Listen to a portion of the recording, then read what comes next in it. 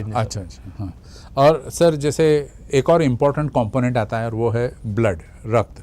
अगर आपका रक्त शुद्ध हो तो अगेन फिर से आप एक निरोगी जीवन जी रहे हो, तो ये कैसे इसको बरकरार रखे कि ब्लड हमारा इम्प्योर ना हो? बहुत ही सही पूछा है सर ये भी सवाल आपने। आयुर्वेद में रक्त को बहुत महत्व दिया है 7 धातुओं में। 2 नंबर का धातु है रक्त धातु।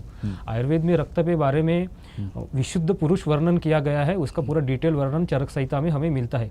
जिस आदमी का रक्त शुद्ध है, उसमें कोई इम्प्योरिटी नहीं है, तो उसकी रोग प्रतिकार शक्ति उतनी अच्छी है और उनका भूख भी अच्छे से लगती है। ऐसा डायरेक्ट रिलेशन आयुर्वेद में ब्लड के हिसाब से बोला गया है। देहस्य रुद्र मूल रुद्रेव धारते तस्मात् आद्य प्रयत्न रक्त जीव इति स्थिति। रक्त को ही जीव जो है अपने शरीर का, उसको इसकी संज्ञा दी गई है जीव की।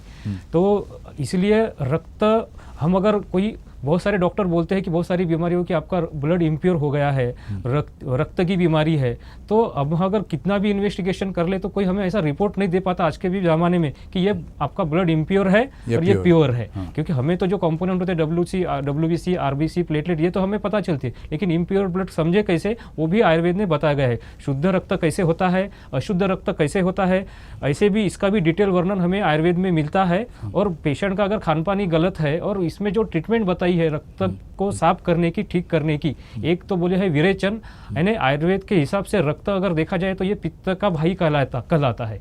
और रक्त खराब हो गया तो उसको एक तो विरेचन से बाहर निकाल सकते हैं, या फिर रक्त मोक्षण नाम की एक जो प्रोसेस है आयुर्वेद में अशुद्ध रक्त को बाहर निकालना। शरद ऋतुचर्या हम जब देखेंगे तो उसमें विरेचन और रक्त मोक्षण, ऐसे ब्लड को और पित्त को ठीक करने के लिए सबसे 2 मेन प्रोसेस बोली गई है। और किसी को अगर खून के साथ में अगर कोई बीमारी होगी या इम्यूनिटी कम होंगी जिसमें खून इन्वॉल्व हो, इम्प्योर ब्लड हो, तो उन्होंने करीबी वैद्य के सलाह से रक्त मोक्षण और विरेचन नाम की जो आयुर्वेद में बेस्ट ट्रीटमेंट बोली गई है वो आप कर सकते हैं जी।